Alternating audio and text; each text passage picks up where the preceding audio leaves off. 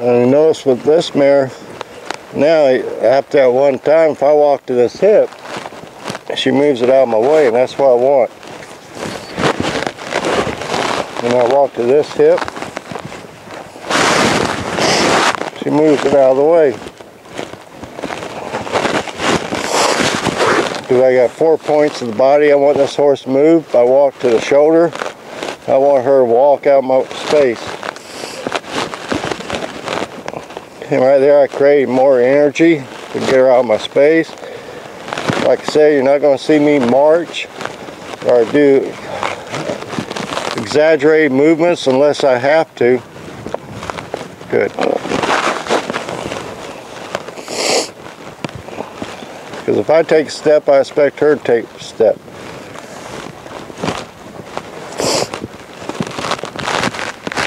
Now I'm going to send her to my left. Now this is an important part, at least the way I look at it. I want this horse to mimic my energy. And right now I'm low keyed, so I expect this mare to walk off. I think last episode she got in a hurry.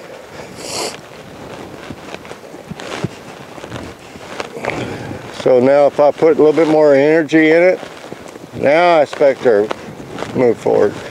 But when I'm working a horse in hand, I want them to start off at a walk.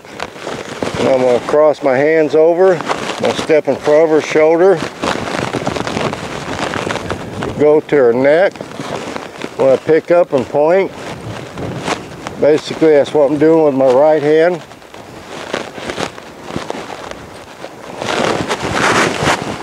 Now I want her to move off.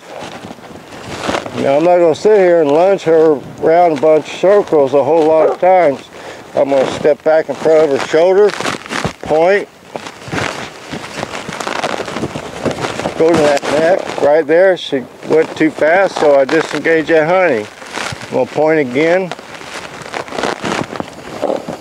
I just want her to trot. You know, some people would say, well, why don't we move them barrels, that ball, get that dog out of there. You know, we tend to train these horses too much in a sterile environment anymore, and we don't teach them how to handle such things. I evaluated a horse for Falcon Ridge, and this is another rescue from Falcon Ridge. The other day, the horse rode, but it was spooky as heck. Nobody de-spooked it, or de-sensed it. You know, there, that was nice. He went into a trot, lope, which I wasn't, but what I liked about her, and that's why I'm going to think about the good part and not the bad, was when I stepped in front of the shoulder, like right there, she reversed. Now right there she got sticky. Now you got to remember that front end is what you're going to control the steering. So when I want her to move, that's when you see me go to that shoulder or behind the jaw. Now, since she's moving forward, here's a tidbit. A lot of people do, they sort of get in front of the horse, like right now. I got in front of this horse's shoulder, so she slowed up. So I'm going to go to this hip. And it depends on the horse. Some horses I might have to get more behind them to drive them forward, because this is my drive line, the rear end. See, that's another reason I put stuff out here like that mountain block. I want her to think, learn where her feet's at no matter what we're doing. So I'm going to pick up, ask her to move. That was nice. Now I'm going to come in neutral. When I go in neutral, I expect her to stop. In other words, when I go neutral, you're not going to see me bend over, look at their hiney or nothing like that. I see too many. I'm at the age now, I've done seen plenty of ladies rear end, so I don't need to do that. So I come neutral, I bring my hands in, and I relax. And notice what this horse did. As soon as I did it, she disengaged her hiney, took all that power, and she relaxed. I haven't worked her from that first episode, and that's been a few weeks. So she's doing real good. So right there, that was nice. Now, will I ask her for a lope? Yeah, I will eventually. But right now, I want to get this horse calm and relax with me. I'm building leadership. Now, at some point, like right now, I'm going to shorten this line. I want her on the bend. And while she's moving, I want to move that hip.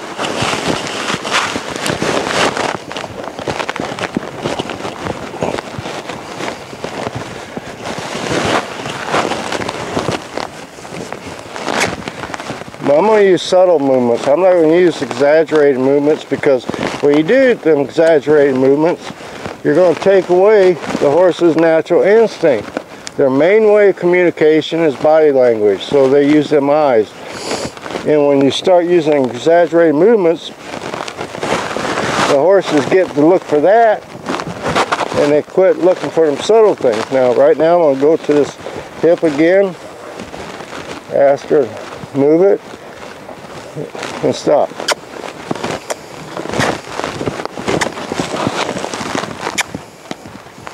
There, good girl. She's doing real good. Now here, I'm going to start with my plastic bags, get her ready for the saddle work. But before, when I evaluate a horse, I bring out the plastic bag pretty quick. But when I'm working a horse, because when I evaluate a horse, I want to see what they know. Now when I'm fixing to do my homework, before I bring that plastic bag in, so I'm going to just start throwing my rope up there. People's been emailing me, so they can't find 15-foot leads. I hate to say this, but I do have them available now. But you gotta email me at david@truetohorse.com, and they'll be available. I got rope halters, I got 15, 12s, 12-foot with no snaps, and I also got 30-foot lunge lines that's out of the same material. Because I got a lot of things on the works.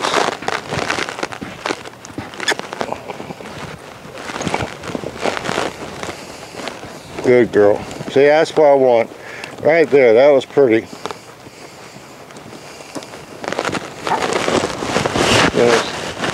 They changed her.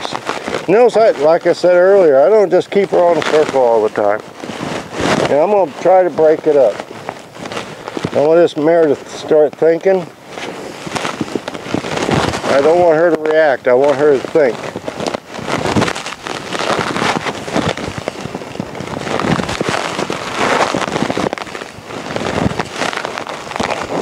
Now my body position when I'm doing this, you know, I'm off to the side, and I try to stay away from that shoulder, because she's not, but let's say you got a horse that likes to strike out, that way I know I'm not in her way.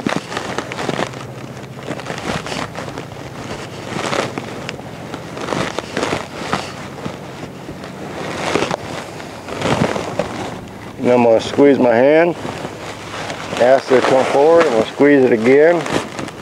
Now right now I'm going to use as little force as necessary. I'm going to squeeze my hand again. She don't come up. I'm going to give a little tug. I'm going to squeeze again. Take that slack out. Now to me, when a horse is really working in hand and truly halter broke, I should be able to get me this far away and just squeeze this rope. Because it does move, even though I squeeze, and they should come forward. She doesn't know that yet, so I just put a little bit more pressure on it, just there, and I squeeze again. Right there, she moved a foot, so I back off of her. I squeeze again, she moves a foot, I quit. So now if I want her to come, I can squeeze, and then I'll walk off. I'm really picky about my horses backing out of my space. So if I untie them, my horses know to back out my space. And if I'm leading one, I want this horse, I got about 2 foot, 3 foot line here. I want this horse sort of behind me. And most time I want them to the side of me, but behind me. I don't really want them directly behind me. So that way the horse spooks. I can get in here, I got enough rope, I can control them. You know, I see so many times when people are controlling a horse by grabbing hold of this and the horse is fighting them. And I had an instance of that here. And I told the lady to let go of the rope. And she had something smart to say, and I looked at her and said, well, you can have something smart to say all day long, but still let go of that dang rope. So I grabbed the horse, I moved that horse's hip one time, backed the horse out of my space, and the mare was good to go for me. So we're going to move to the plastic bag. Now how she's going to react, I don't know, to be honest with you. But before I throw a pad on her, I always start with my plastic bag, because if I can't get a plastic bag over this horse's back, to me there's no reason why I should go to a pad.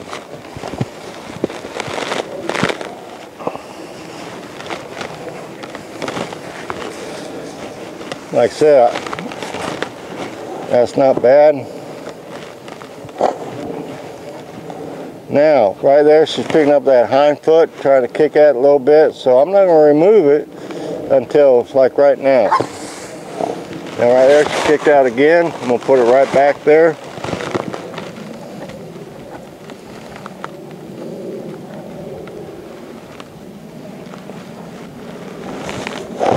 And remove it again.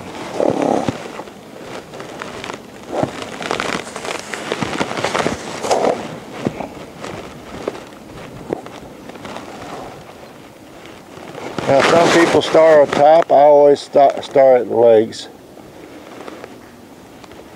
The reason being, I can control this bag.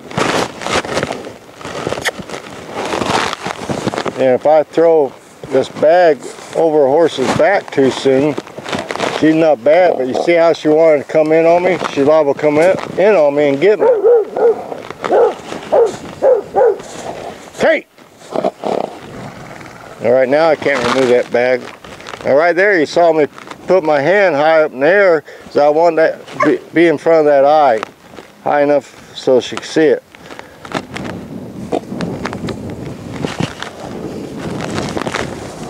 But right now, I'll give you that'll be a good example. I always start the feet first.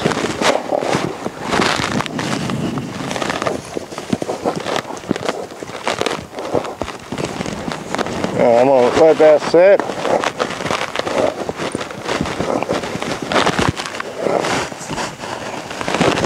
The wind blew it off.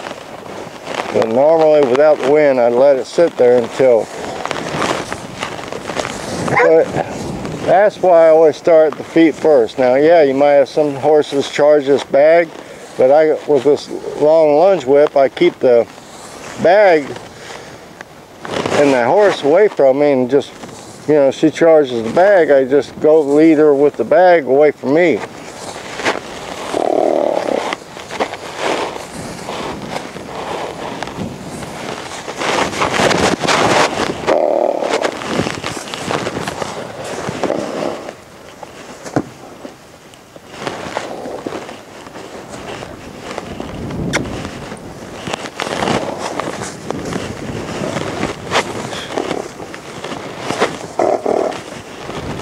Right now I'm going to put a bag in front of her, stop her.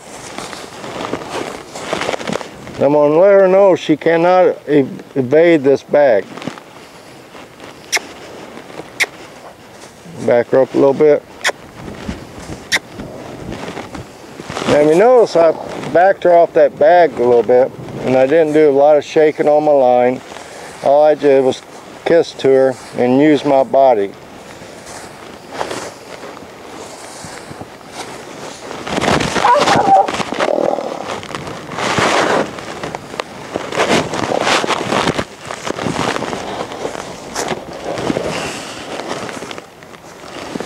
This is repetitive work. And while I'm working this horse, I'm also reading her for later. Like when I start riding her or whatever, I want her to figure out how she's going to react to a situation. And with this mare, I can already tell she likes to go up in the air. So I'm basically going to ignore her going up in the air and just keep doing what I'm doing. I'm not going to let her realize that she can go up in the air and avoid this plastic bag. And the reason I just dropped it over a pole right now is because she did go up in the air.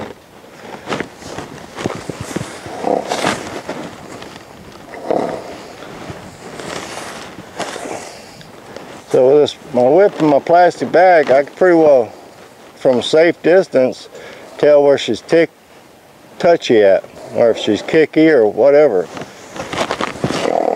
right there, it tells me she don't like something over a pole. I already figured that out, putting a halter on her.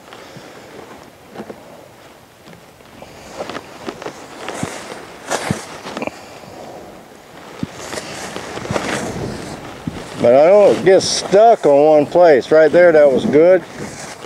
So I removed it. Now I'm going to go back to the hind feet.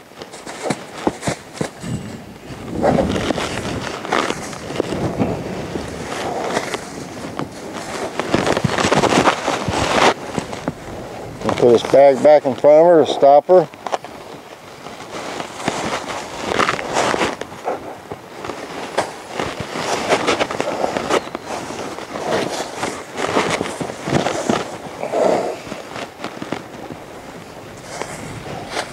Because the worst thing I can do is let her know she can evade this little piece of plastic.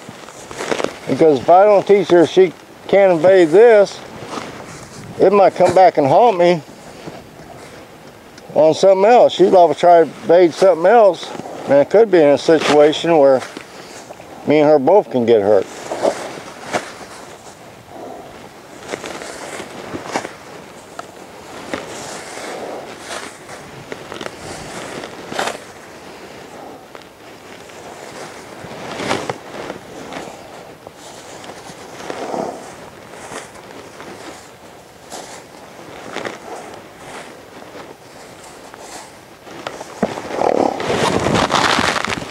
And right there, you saw it once again, you saw me put my hand up in the air. That's why it's important to get these horses to pay attention to where you're at before you start doing any of this stuff.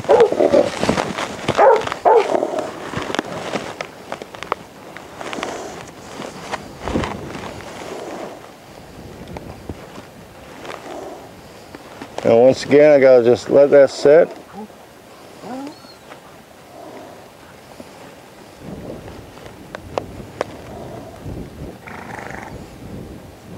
Now right there, she's starting to look around a little bit, so now I'll remove it. I didn't go just with licking the lips because sometimes the horse could be acting incorrect and still be licking them lips.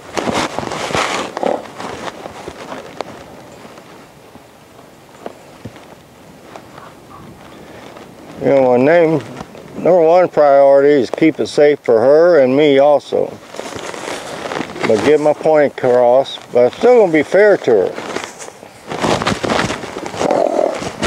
Right there. I'm going to put her right back there. She went up the air, did a negative thing because of this going over top of her head. I'm putting her right back where it was at. I'm not got that mind attitude. Poor little horsey, I'm scaring her. I'm upsetting her. Look at her go up in the air. She's so distraught, she's going to have a heart attack. Well, she ain't going to have a heart attack. I got a mare that I did for an episode. You're going to see her coming up. She's a little bit thin. She's a rescue horse, and somebody had that attitude with her, and that mare will hurt you. I had a white Mustang one time that came in. Gal, the horse would rear up and walk at her, and she told me, I was stressing the horse out so bad, I put her up every time. This mare, she tried that with me, and I'm looking at her, it's like, well, I'm not going to say my exact word, but it was like, no, you're going to move that dang hip, and you're going to keep them feet on the ground.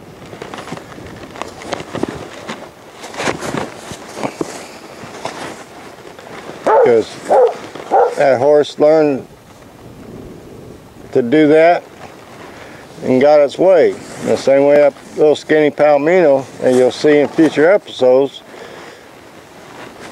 learned the same thing. Put any pressure on the horse rears up or charges you.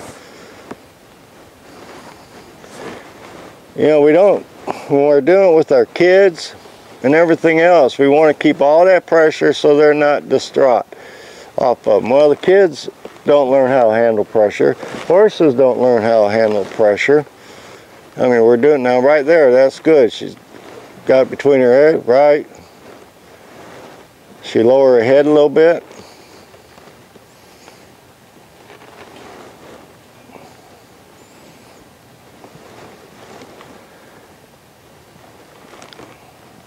I'm just going to be patient.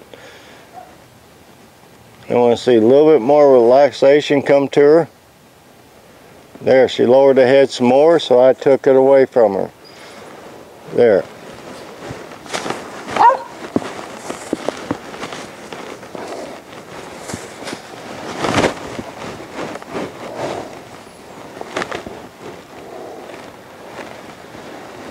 See, the key thing is pressure release and know when to take that pressure off of her.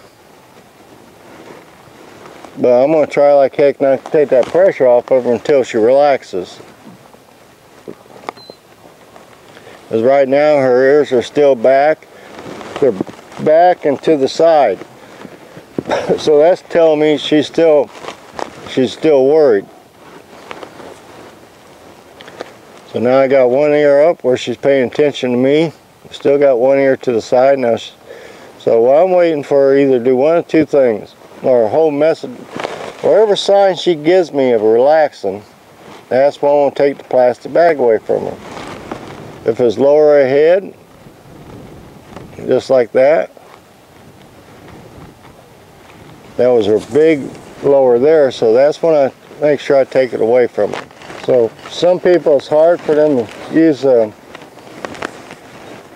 rope the way I do it. So I use this about 6-foot lunge line. There's a couple ways you can do it. I'm going to sort of get that here. Use a combination of my hand and the stick. But I prefer her to walk. To learn, damn it, when my feet stop, her feet stops. Don't just keep walking. So I'm going to come in here.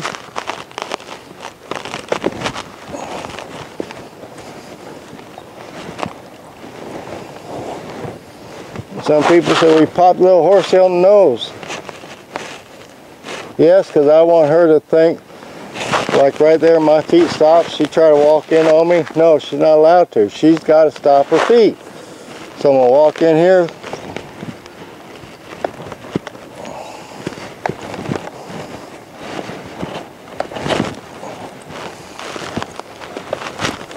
I use a combination of all three of my tools, my body, my hand, my body, my hand on the halter, and my whip.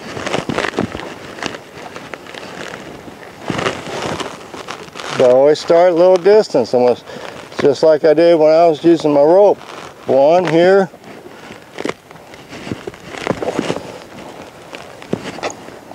Now I tapped her there because her foot stalled out.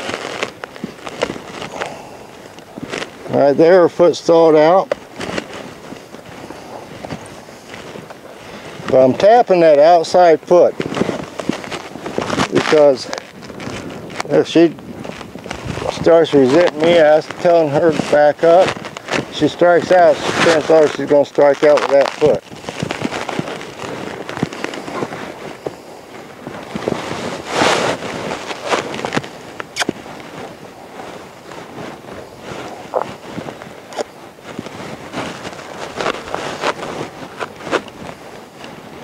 You know, there's a number of ways you can do it.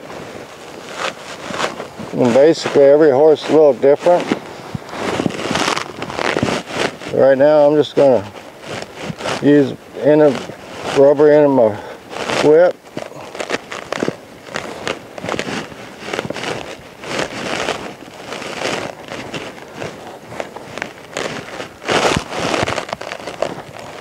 Because that's where she's got to, you know, it's a very, people say, well, why is it so important for these horses to back out your space? That is the biggest indicator you can tell where your horse is at. Because if they want to be on top of you, number one, it's very insecure, either insecure horse, and one thing, I need to make a statement on that first. A pushy horse is an insecure horse. That's the bottom line. And like her wanting to get in my space, that's a very insecure horse. Nobody's gave this horse leadership, so that's what she's going to do. She's going to try to take it. Well, nobody else can. So why should I trust you humans?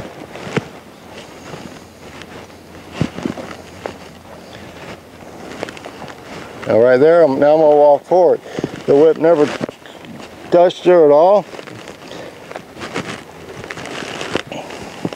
So that's a good place to stop. Now I'm going to go back and use my rope again.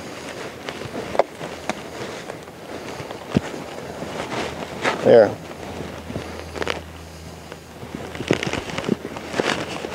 Biggest people have problem, 5 minutes. Biggest thing people's got problems twirling the rope. To me, just practice. So this is second session with this mare, and she is opinionated. You know, we need to treat every living creature as what they are. And treat humans for their specialty, and take them for who they are, not what we want them to be. You know, in the same way as kids, we got to give them responsibility. Let them stand on 2 feet, and I guarantee you there'll be less drugs and alcohol problem with the kids. You know, the kids do not have no more idols anymore. So with that said, as I always say, be true to a horse, they'll be true to you. To my kids, my grandkids, special person out there, watch State Lake Kidney, and God bless. What a bitch.